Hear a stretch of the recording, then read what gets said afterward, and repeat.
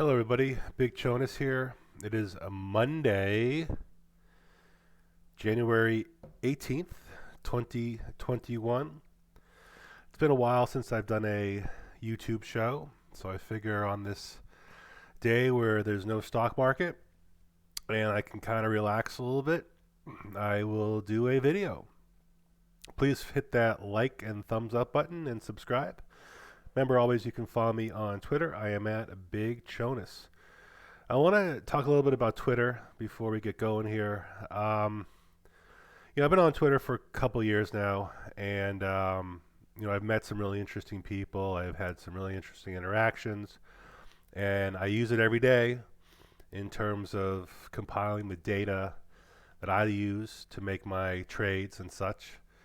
But it's become just a mess in terms of every day I get DMs from people telling me that they found an imposter, a big Chonis imposter out there that DM'd them and said, "Hey, send me Bitcoin," asked them for money and stuff, and it just really annoys me because it's a shame, it's unfair, especially if you get suckered, and there's very little recourse in it other than just reporting these pop-up scammers to Twitter and hoping that they do something about it. So I've been kind of annoyed with Twitter, as you may have noticed. I've been kind of quiet on Twitter. We'll see if that changes the next week or so if I feel up to it. But I did want to come to you guys and talk about my thoughts on Bitcoin. I've purposely inverted this chart here. If it looks weird, it's because it's upside down. And sometimes I like to look at Bitcoin in different perspectives to get a sense of, if I can't have a sense of it on the right side up, maybe upside down tells us a story here. And my question I was asking myself is, does this look like this is bottoming, in the sense where a bottoming inverse chart would be actually bearish in this circumstance here? And we kind of had this high wave candle here with crazy volume, and then this is the weekly chart here, and then the follow-up of that was another kind of bottoming hammer candle, inside bar, with again a very big volume. So we're starting out our week here again early, but this will be a very interesting week to see if we basically bear flag this thing, which would actually be bullish. We kind of drift sideways here for a couple more weeks, right? And then basically we continue our down lower, which puts Bitcoin in the mid 40,000s. Or this actually does become a bottoming situation here, and we start to kind of chug our way higher here, which obviously would be a lower Bitcoin. Just something that I keep thinking about when you don't know what the chart's saying. Sometimes, putting it upside down can give you that different perspective. But what's real meaningful here in the Bitcoin price action is that we're still maintaining price action and support in the mid $30,000 ranges. Now, I really want to focus on a couple things here. I've talked about and tweeted about volume profiles. If you guys were not trading in 2017 and early 2018 and did not see the Bitcoin parabolic top 20K followed by the big dump, there were a couple moments where we had tremendous volatility.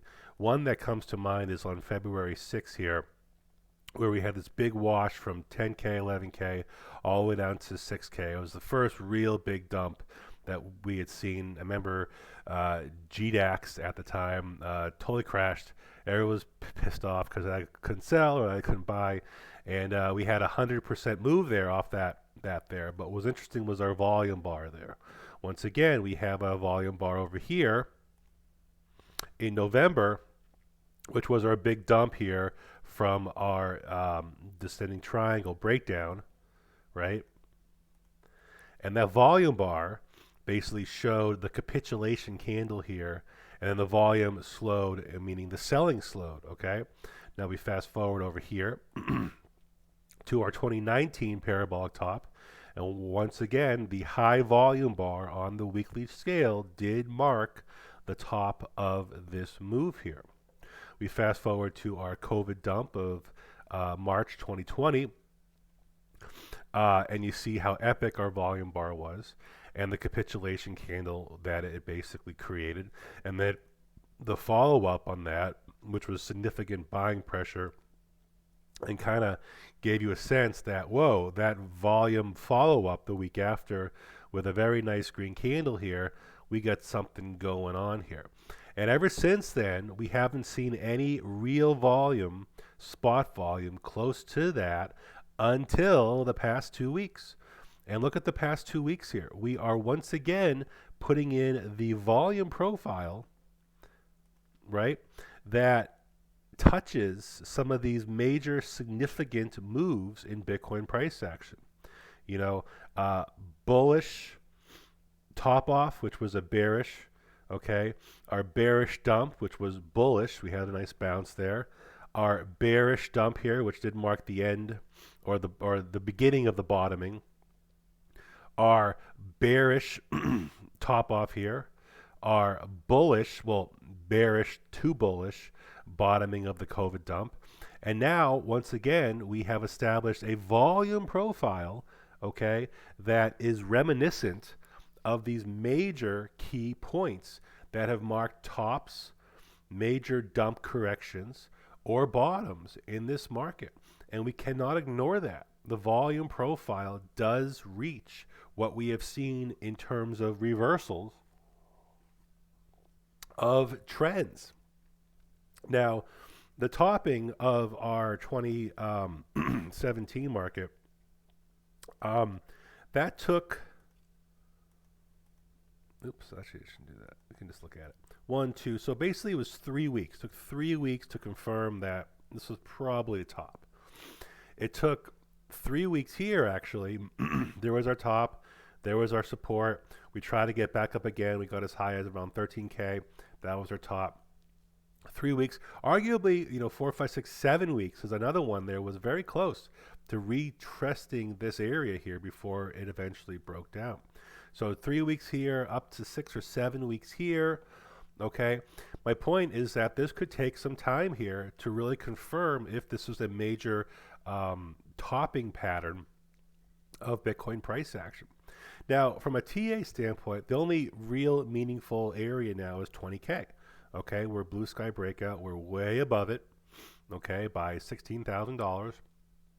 And anything above 20K just represents a higher low, right, from Bitcoin's all-time high, which is important and meaningful. So what we're doing here is all we can do is chart the price history above 20K. This is our newest history. Everything below 20K right now is pretty meaningless until we get back down there and break through there, which personally I think will be there at some point. But that's just me. So all we can really focus on from a weekly standpoint, okay, is 1, 2, 3, 4, 5 candles, and now we're starting our 6th one right here. Now, oscillators, this is important. Our weekly on balance volume, still looking great. Okay, we always have these consolidations, a little bit of a lower high, break through, consolidation, maintain the high, break through, consolidate, break through. So arguably we could be doing another consolidation pattern. These, as I said, take a few weeks here. So we can't really denote much on this other than the fact that we're obviously in blue sky breakout territory. We have our chalk and money flow. Again, weekly chart here puts in a higher high than our June highs, right? But we are basically in the area where we did kind of find that resistances in May of 16 and then, of course, June of 17 here. Now, CMF doesn't necessarily mark tops. It does show money flow. And so far, our money flow has been significant and strong and arguably really hasn't waned any time yet. So I don't see anything super bearish about this in any capacity. We have an RSI that's very frothy. Now, I do deviate my RSI 80-20. The standard is 70-30, but it gives me a little more conservatism in the sense that when I'm over 80, I know I'm really over 80. And when I'm under 20, I know I'm really under 20. Higher and lower. And what this tells us here is that we are in the extremes, obviously. Now, for reference sake, 95 is not the historical high. I can show on BLX we've been as high as 100, if you can believe it, on the weekly RSI. But nevertheless, we have our resistance, and we know what happens here when we do this quick topping here. All these tops, okay, did represent tops in price action at the time, but also represented a very quick up and down, up and down. And once again, we have that very quick up and down. Still howling the higher low, still very firm and very confident 85 here. Okay, but definitely if we can see this pattern repeat, we know these have been topping patterns and they look very similar to the one we currently have right now. This is our Stoke. Now, I want to make reference to this here, our 19 bull market, because kind of similar, right? We had this little M on top.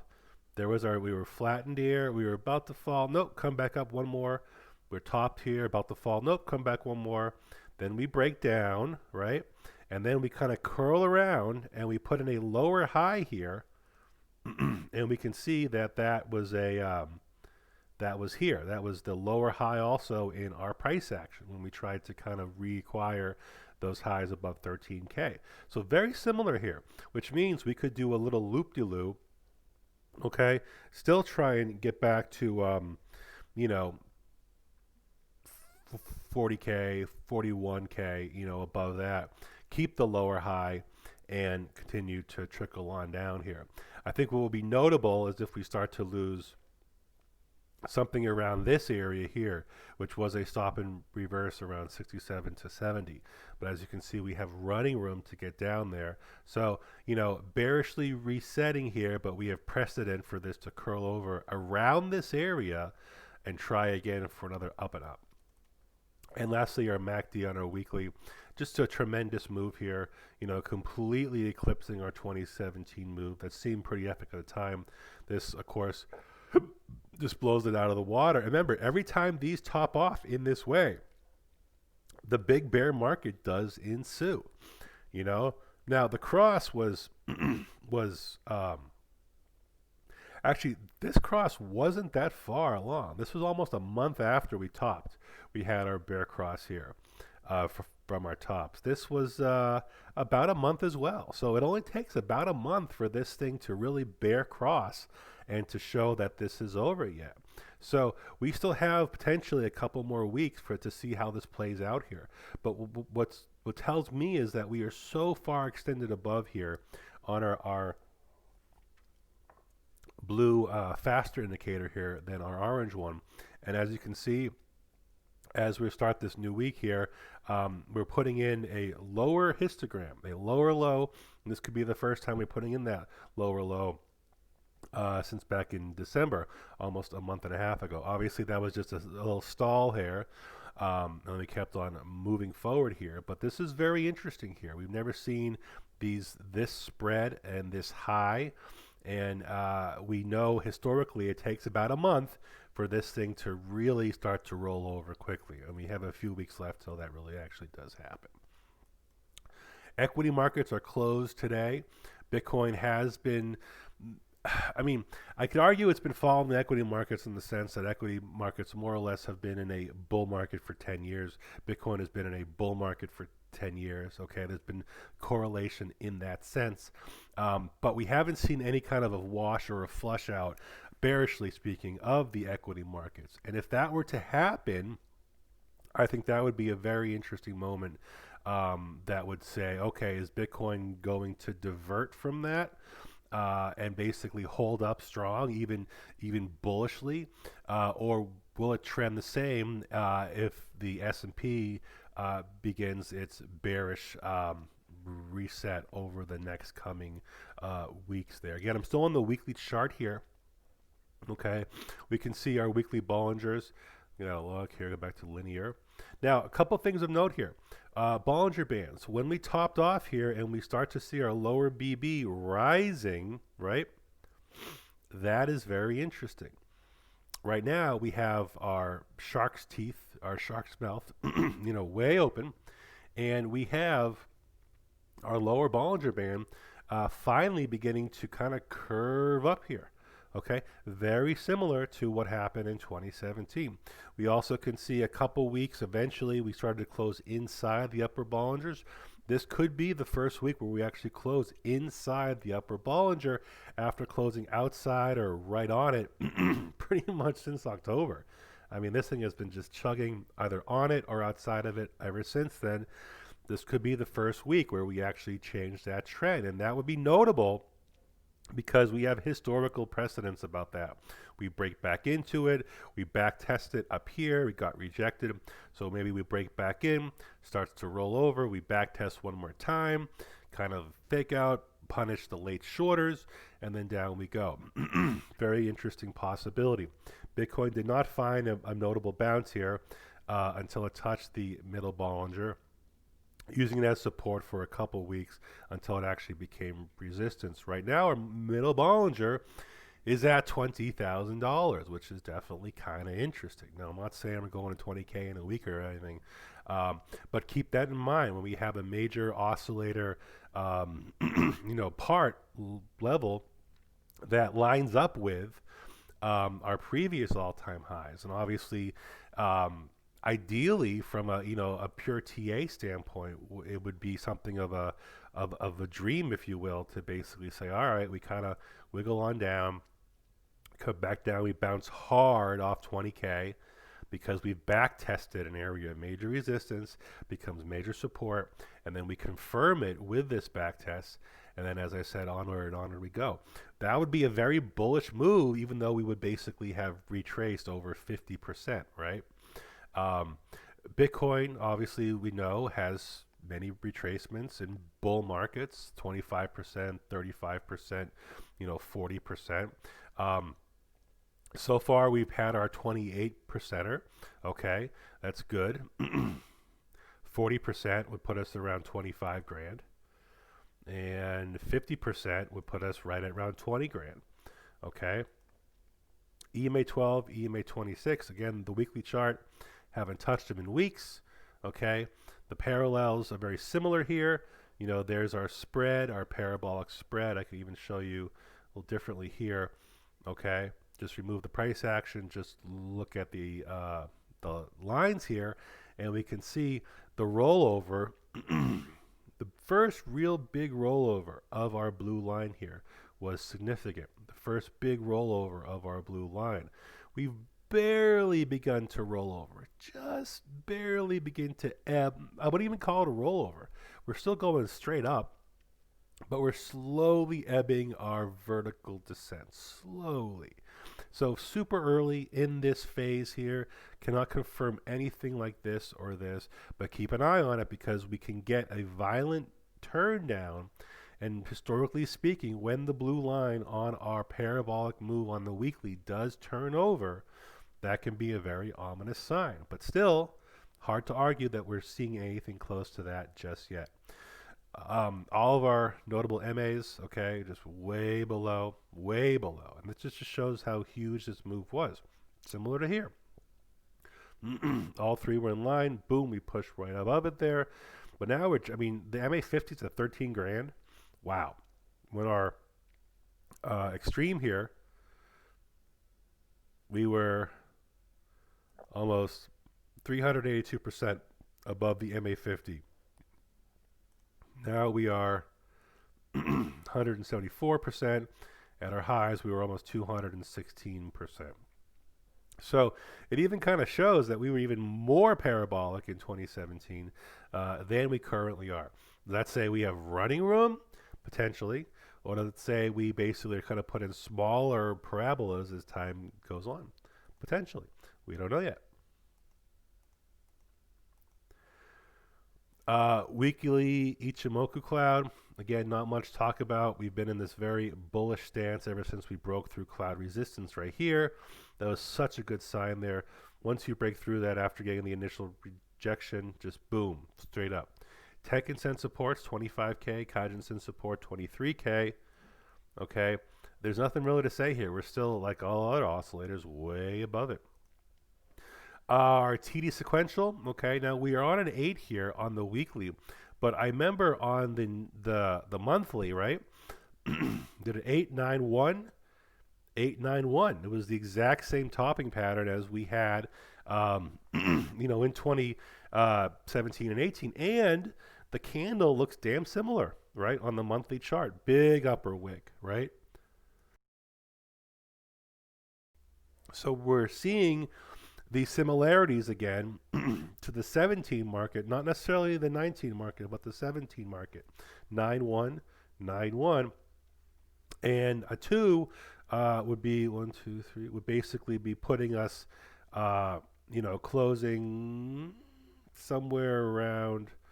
Um, well, actually, it doesn't really matter. We have plenty of running room for a 2 and a 3. But as you can see, we flip bearish here 4 months out of the of the breakdown here. Again, this is the monthly chart. So very similar patterns playing out here. And this can take us at least till next month to confirm if we're doing something very similar, which would show we basically kind of hover around here through the end of the month. Next month, we do another attempt, maybe get back to 40K, get rejected again. And then we end up closing, as you can see, towards the lower part of that one candle, which would put us somewhere around 30K at the end of February, if that was going to play out with a very similar candle. I'm not sure yet.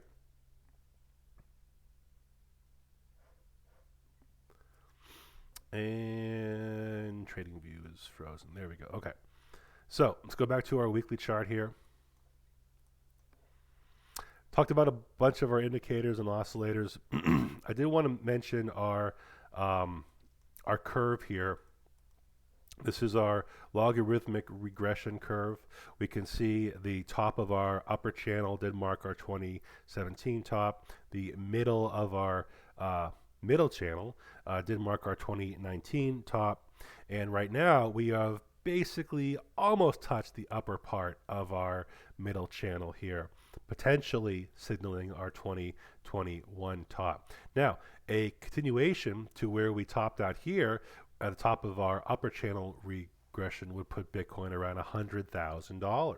This is still an achievable target on the regression standard, okay? But as you can see, the bear markets put us either to the lower part of our first area or even a breakdown of that completely. Now, currently, our lower part of our first area is around 14K, and any breakdowns would put us, obviously much lower than that. So we'll keep an eye on this, because if we do break above here, if we break above our upper middle regression channel, which would be above $44,000, a target of the lower upper at 70 grand is definitely in the cards. But we have to get above 44, 45K, and of course close above that first. Not an easy task as we sit here right now. So I want to go over a couple more charts. Once again, this is Big Chonis here, doing a YouTube show. Thanks for hanging out with me tonight or today, whatever it is. A lot of gaps. Let's hide all these bad boys here.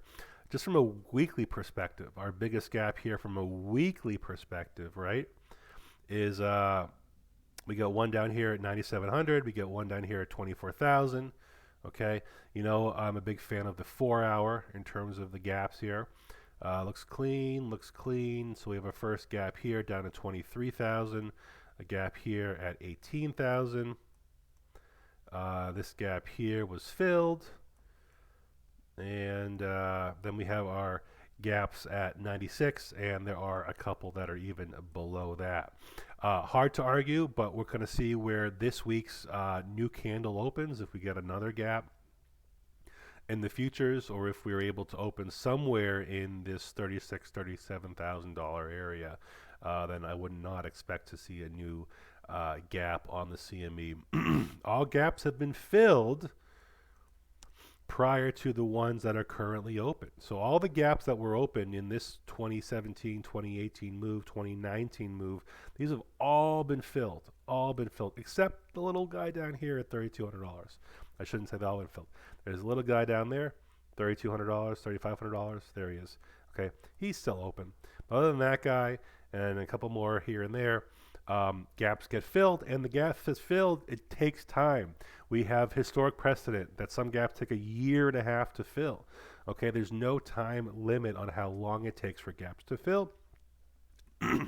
I believe they will fill. Potentially, it would take a very long time for them to do it, but I have no doubt. I just have no doubt that at least some of these We'll fill the 25K one, the 18K one, and potentially much, much lower. Even if it's quick, even if it's fast, I'm still under the conviction they will fill at some point.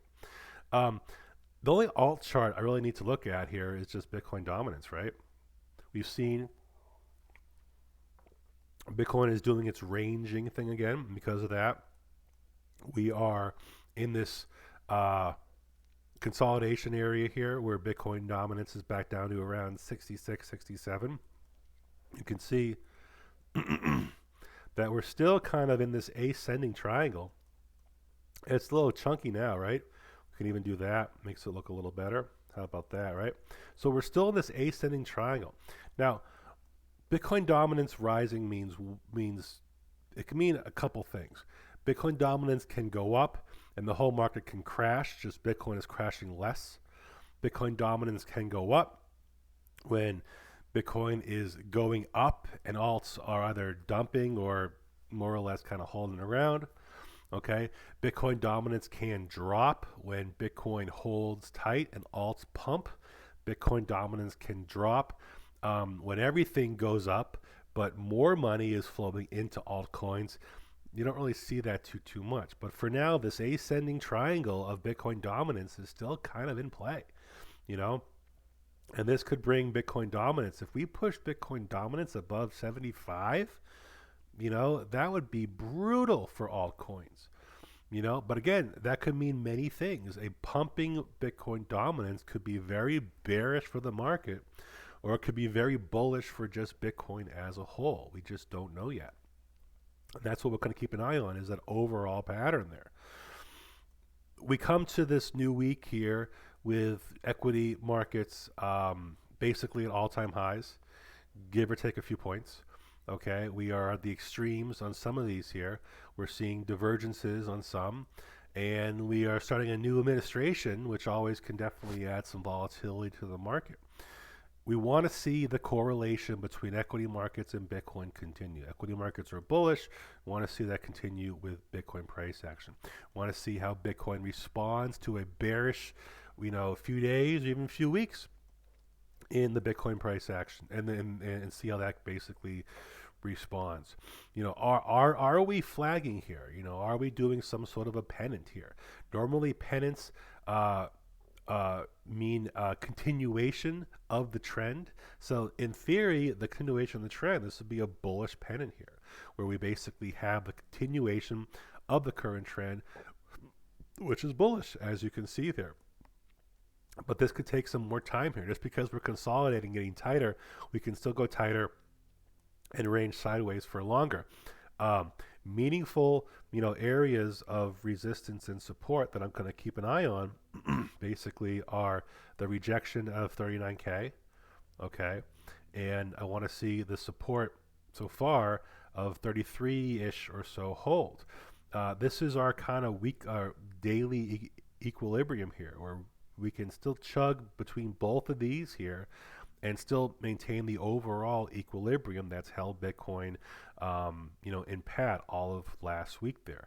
So nothing of meaning really does happen until one of these is broken. We get back over 39K and we close above it, or we close below 34, 33K, and then we're talking about, okay, maybe we kind of have to level down to the next stair step level. Remember, we cruised up here so quickly. You have to ask yourself, where are the most dominant areas of support? Now, this lower wick here we had back on January 4th that brought us down to 27K. We found significant buy pressure, obviously, in that area.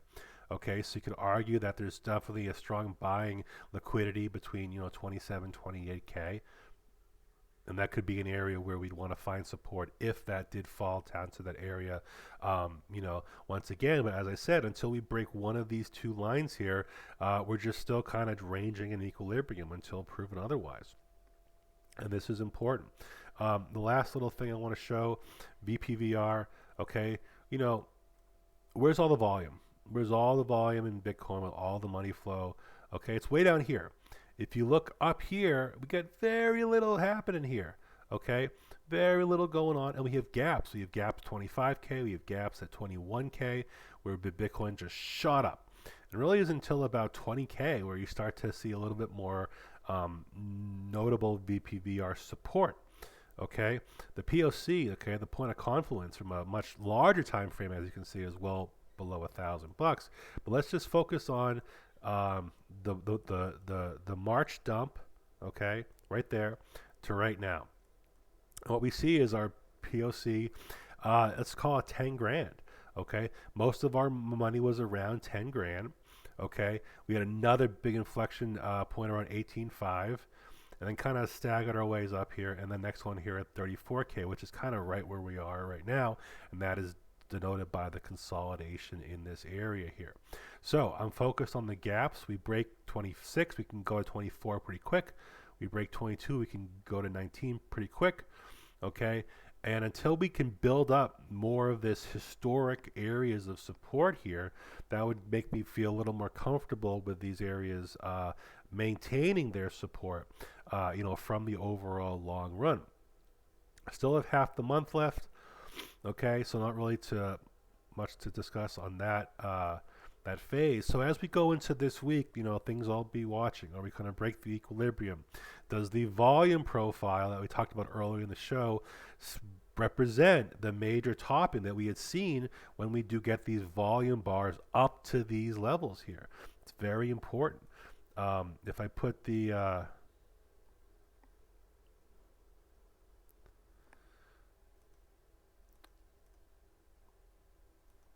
why doesn't the volume settings work? What the heck? I want to put my my 20 period moving average. No, not letting me do that. All right. Well, anyways, we know how much higher this was than the overall averages there. So I'm going to keep an eye on that, see if this really does mark that overall topping period. I want to see the correlation between our equity markets. How do we open our markets on Tuesday? Do we have a gap down? And of course, the dollar has been very interesting because if the dollar starts moving up, breaking higher above 90, 91, the thought process is that's very bearish for equity markets and potentially bearish for Bitcoin. So we're going to see if that correlation also plays out. And with that, this is Big Chonis. I really appreciate you guys hanging out with me on this Monday. Hope you guys are safe and sound.